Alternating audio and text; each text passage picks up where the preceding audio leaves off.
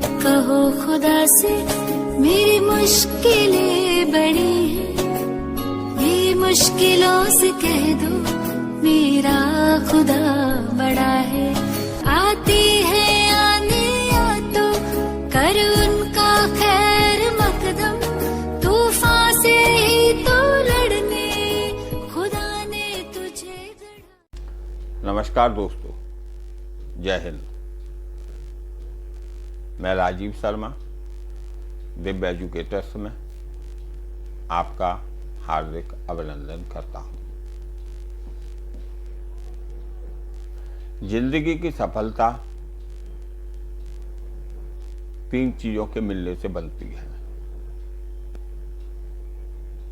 एक मैंने लिख रखा है, patience plus perseverance plus dedication. Patience का अर्थ है धैर्य, परसिवरेंस का अर्थ है लगन और डेडिकेशन का अर्थ है समर्पण। कोई भी क्षेत्र हो जिंदगी का, ये तीनों क्षेत्र अपने क्षेत्र में यदि इन तीनों बातों का समावेशन कर देंगे तो जिंदगी की सफलता मिल जाती है। यूपीएससी के लिए धैर्य, लगन और समर्पण, ये तीनों चीजों की अति आवश्यकता पड़ती है। प्रश्न यह भी उठता है कि यूपीएससी के लिए इतना अथाह सिलेबस क्यों? अथाह सिलेबस इसलिए किया जाता है कि आप अभी से दबाव को लेना शुरू कर दें, क्योंकि ये पोस्ट विशेष दबाव वाली पोस्ट होती है और अपने निर्णयों को तभी आप ले पाते हैं जब आप किसी के दबाव को ना माने। इसलिए दबाव को आपके ऊपर से खत्म करने का काम यूपीएससी का सिलेबस करता है।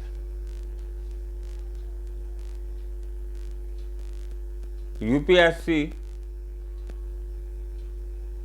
के लिए आज मैंने एक टॉपिक चुना है।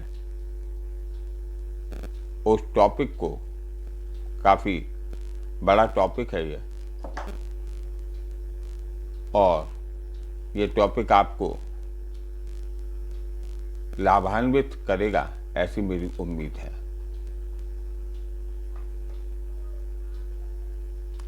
नोबेल पुरस्कार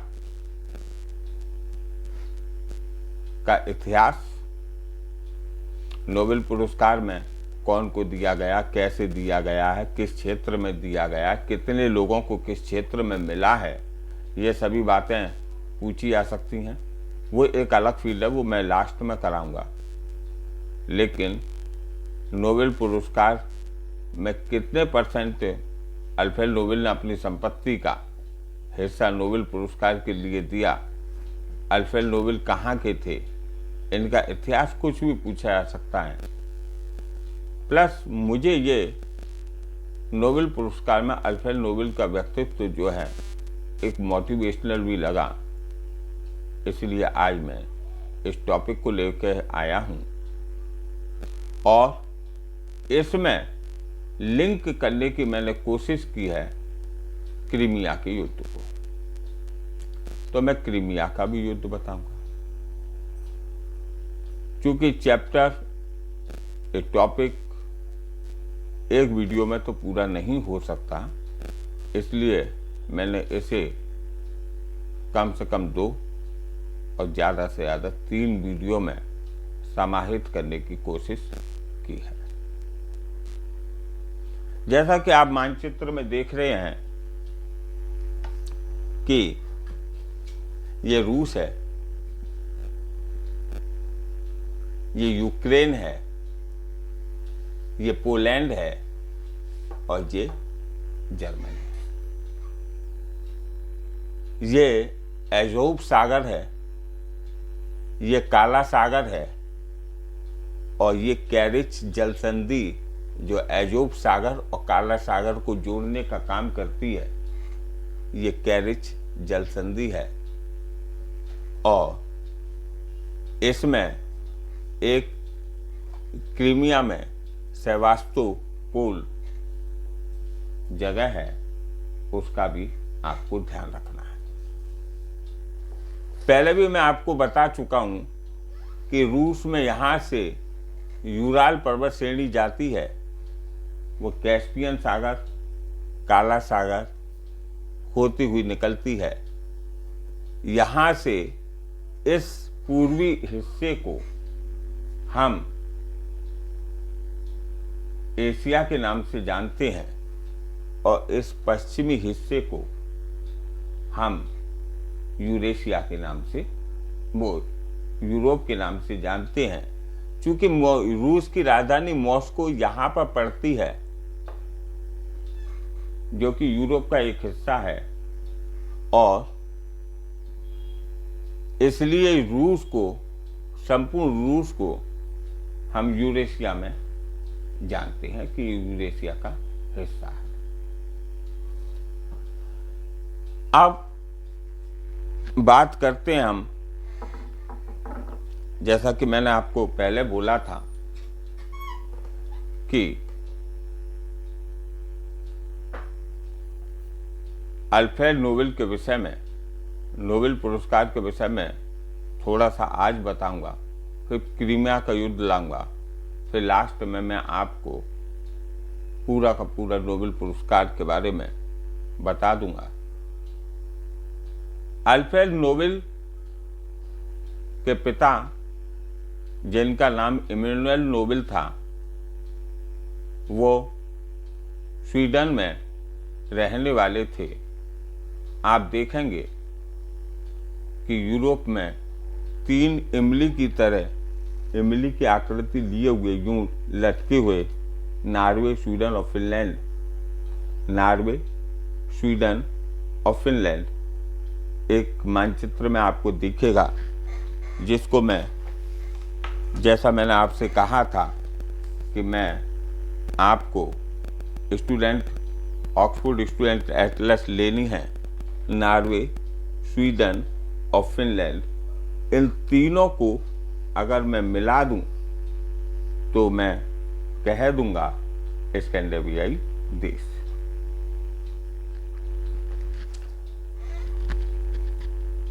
इमैनुअल नोबेल खुद और उनके भाई पढ़े लिखे समृद्ध परिवार से थे।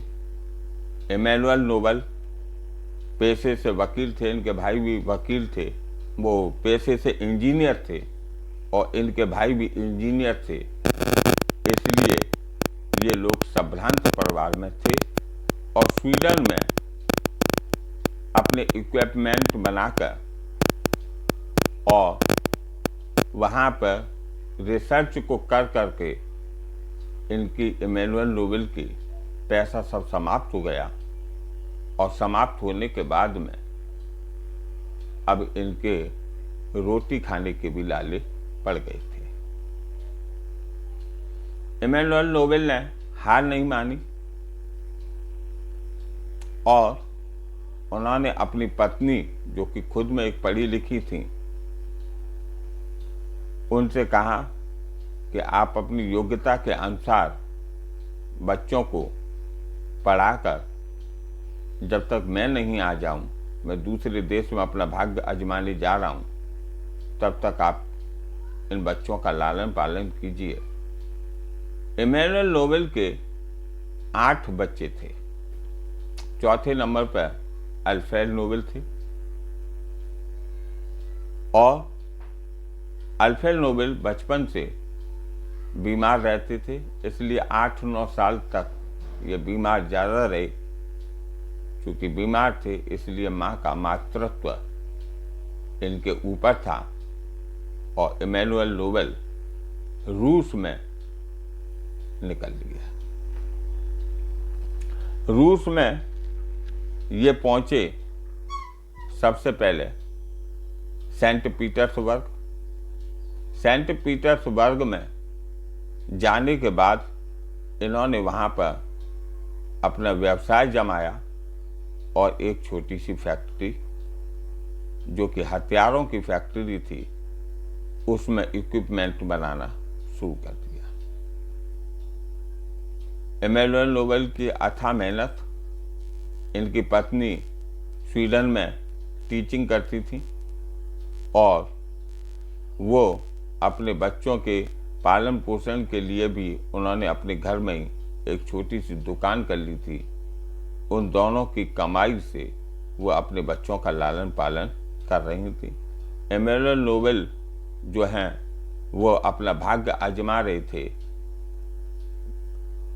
सेंट पीटर्सबर्ग में, और वहाँ पर उन्होंने सफलता अर्जित की और अच्छी सफलता मिलने के बाद वो फिर स्वीडन गए और स्वीडन जाने के बाद उन्होंने वहाँ पर एक अपनी पत्नी से कहा कि अब हम लोग यहाँ से चलते हैं, मेरा कारोबार अच्छा हो गया है, और ये लोग सेंट पीटर्सबर्ग में आ गए। सेंट पीटर्सबर्ग में आने के बाद अल्फ्रेड नोबेल को इन्होंने एक अच्छे स्कूल में, चूंकि इनकी आर्थिक स्थिति अच्छी हो गई थी, एक अच्छे स्कूल में पढ़ाया। अल्फ्रेड नोबेल शिक्षा ग्रहण करने के बाद 16-17 साल की उम्र पर ये अपने पिता की फैक्ट्री में उन पिता का हाथ बटाने लगे। उसी समय छिड़ गया क्रीमिया का युद्ध, जिसका अंत 1856 में हुआ था।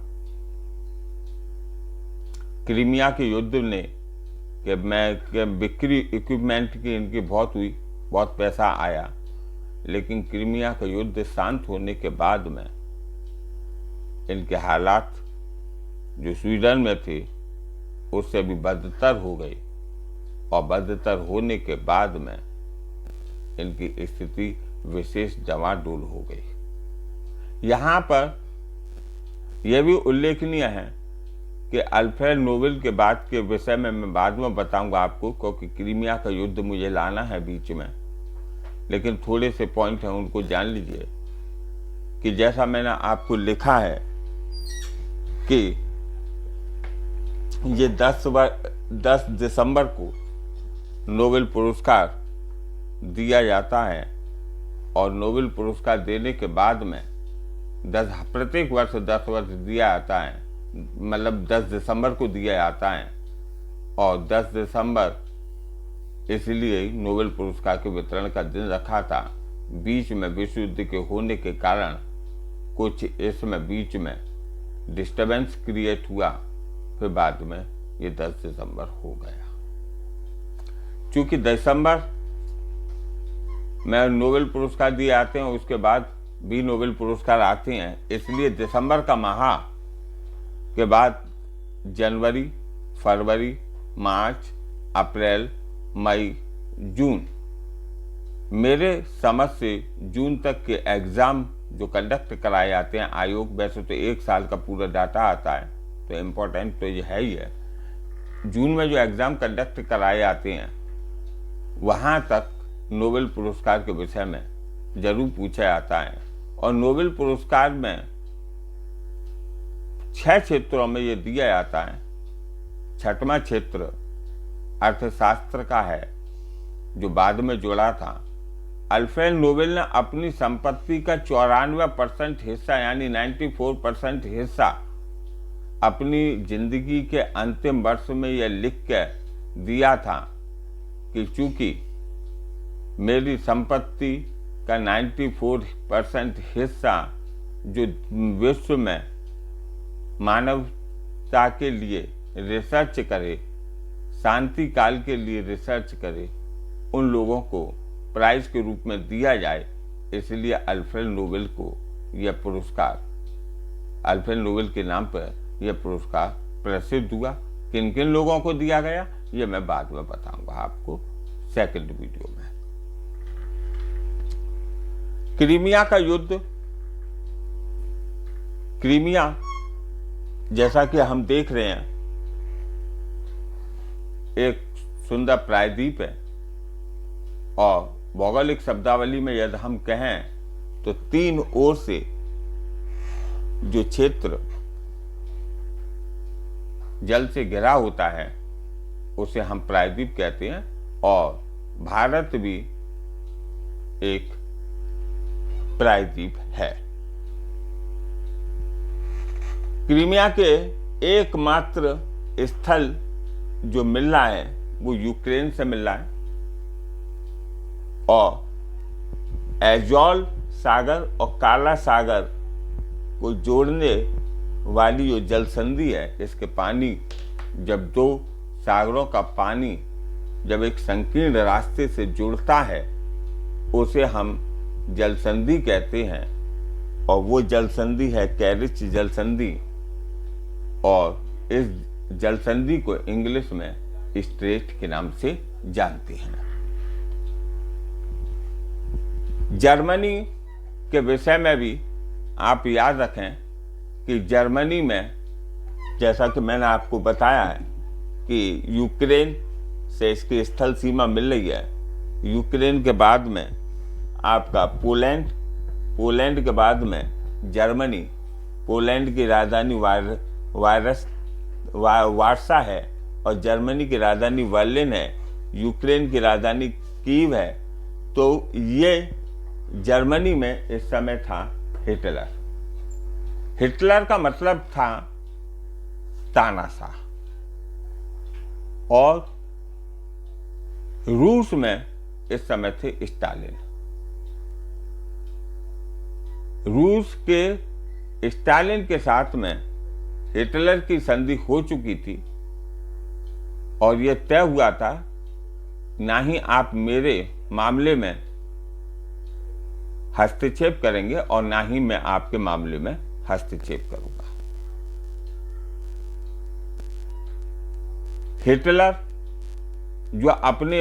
हिटलर के विषय में एक उक्ति है कि जो अपने ईमान पर रही वो हिटलर ही क्या।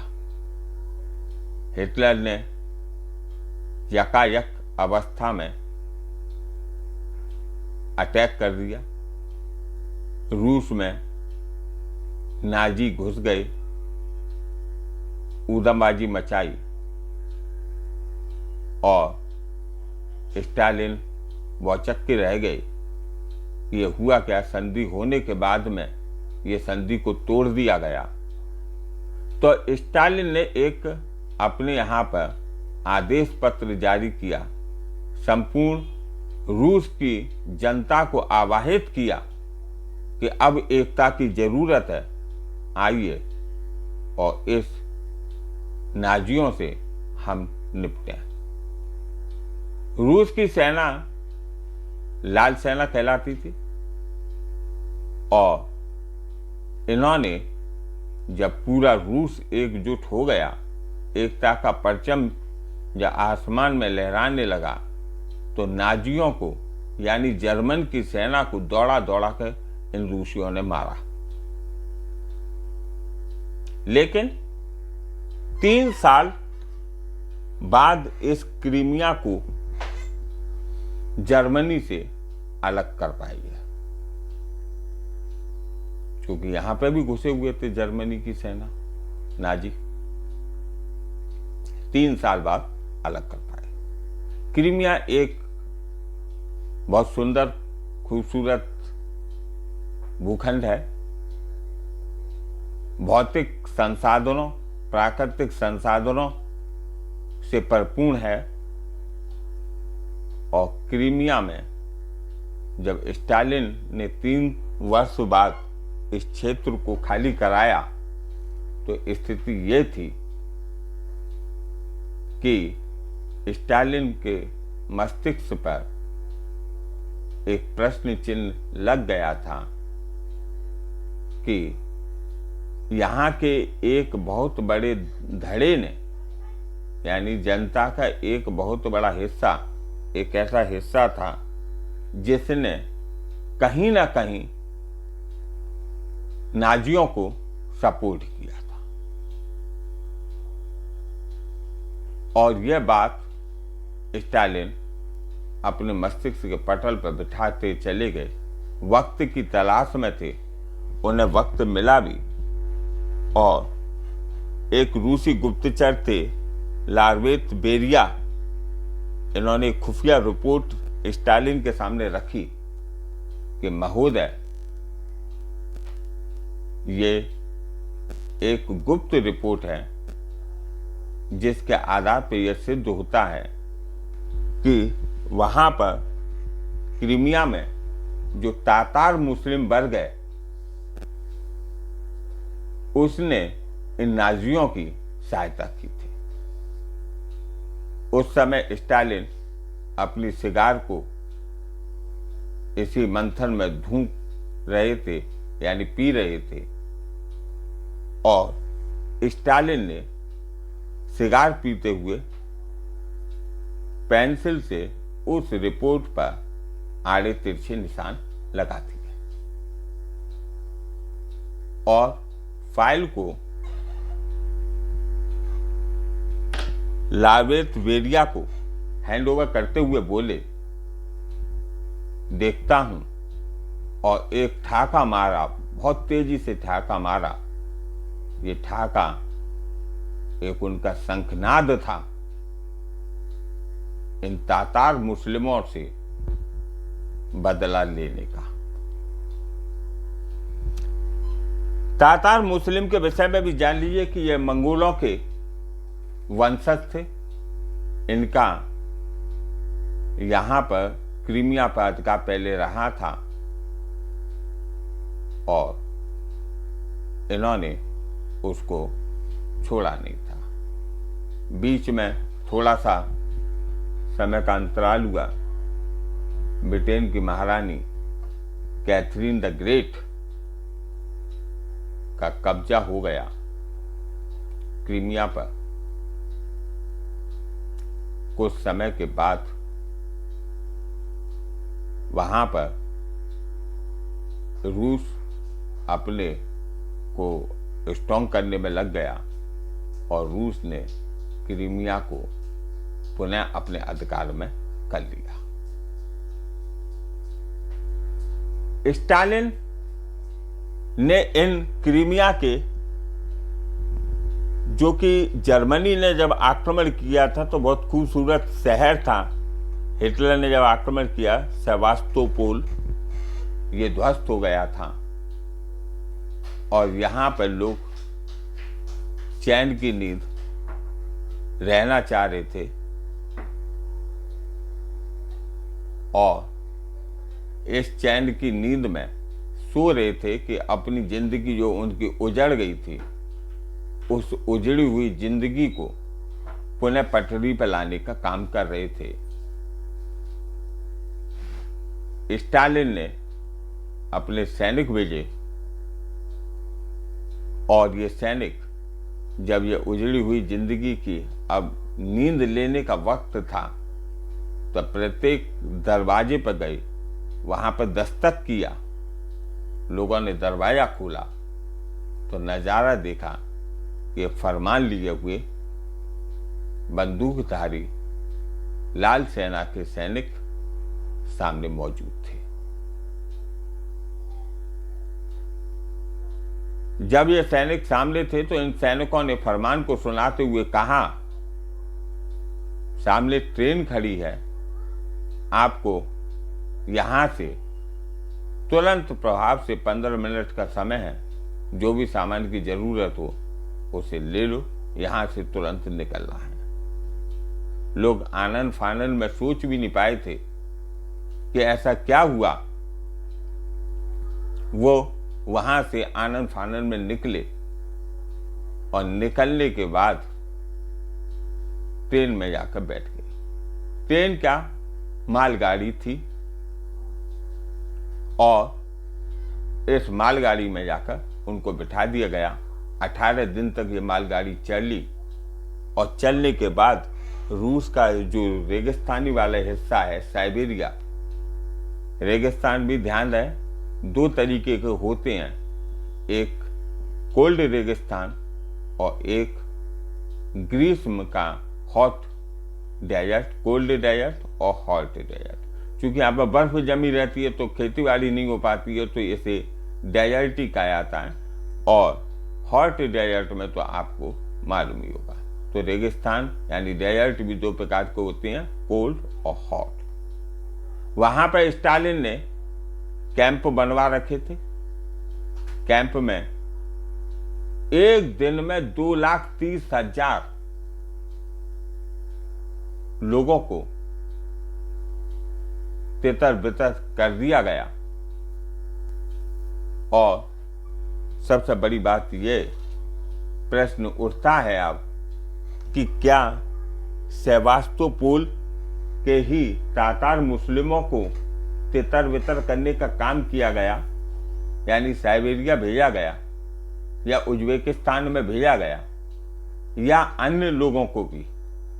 तो इसका जवाब यह था कि जितने भी क्रीमिया में तातार मुस्लिम जो मंगोलों के वंशज थे, क्रीमिया को उनसे रहित करवाने के लिए स्टालिन ने एक कदम उठाया था और इन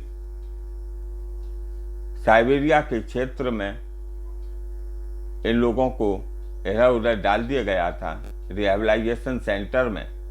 वहां पर भोजन कम दिया जाता था, मजदूरी ज्यादा कराई जाती थी, कोई ध्यान नहीं दिया जाता था। स्टालिन के दिमाग में एक प्रश्न और चल रहा था कि रूस की वास्तविक जो जनता है उसे हम स्लाव के नाम से जानते हैं। स्लाव रूसी वास्तविक नागरिक हैं। उसने स्टालिन ने स्लाव को क्रीमिया में लाकर बसा दिया। जब क्रीमिया में ये लोग बस गए तो मामला फिट हो गया और 70 साल बाद यहां पर एक जनमत संग्रह कराया गया। स्लाव जो जाति थी वो रशियन जाति थी और रशियन जाति ने 95% जनमत संग्रह का वोट रशिया के फेवर में दिया। अब प्रश्न उठता है कि यूक्रेन कहां से आ गया? क्रीमिया रूस का हिस्सा था, यूक्रेन कहां से आया? और दूसरा प्रश्न है कि क्रीमिया रूस का हिस्सा था तो जनमत संग्रह क्यों? जनमत संग्रह के पीछे एक छिपा हुआ मंतव्य यही था कि रूस ने क्रीमिया को अपने लोगों से बसाने का निर्णय ले रखा था, यानी स्लाव लोगों से बसाने का निर्णय ले रखा था। यूक्रेन में एक घटना होती है जिसे कि हॉलोडोमोर जाना जाता है। हॉलोडोमोर की घटना हुई। हॉलोडोमोर अकाल था, यानी फेमाइन था। रूस की जनता, मतलब यूक्रेन की जनता त्राही त्राही मच गई। तात्कालिक रूप में 1 करोड़ प्लस लोग इस अकाल में मरे थे। ये स्टालिन के दिमाग की सोची हुई नीति थी और क्रीमिया स्टालिन की मृत्यु के बाद सत्ता निकिता खुरेश के हाथ में आ गई थी और ये स्टालिन के कटु आलोचक थे। रूस, यूक्रेन ने रूस यानी USSR, United State of Soviet Russia का जब विघटन हुआ तो स्थिति रूस की आर्थिक रूप से चरमरा गई और इतनी अत्यधिक चरमराई कि वह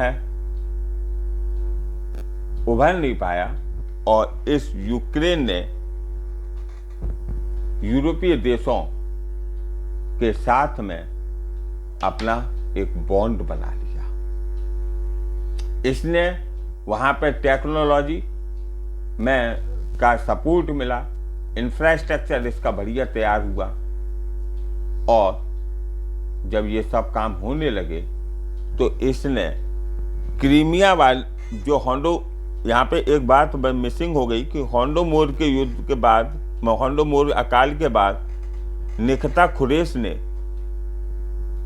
30 वर्ष बाद, मतलब 300वीं वर्षगांठ थी, तो उस समय क्रीमिया को रूस का पार्ट बना दिया था, यानी मर्ज कर दिया था, और रूस भी हिस्सा था, यूक्रेन हिस्सा था रूस का। जब उसमें वो मर्ज हो गया क्रीमिया, तो पूरा का पूरा क्षेत्र यूक्रेन और क्रीमिया वाला क्षेत्र जो है यूक्रेन में शामिल हो गया, और बाद में रूस से यूक्रेन ने खुद को अलग कर लिया और मतलब यूरोपीय देशों की गोद में आकर ये बैठ गया।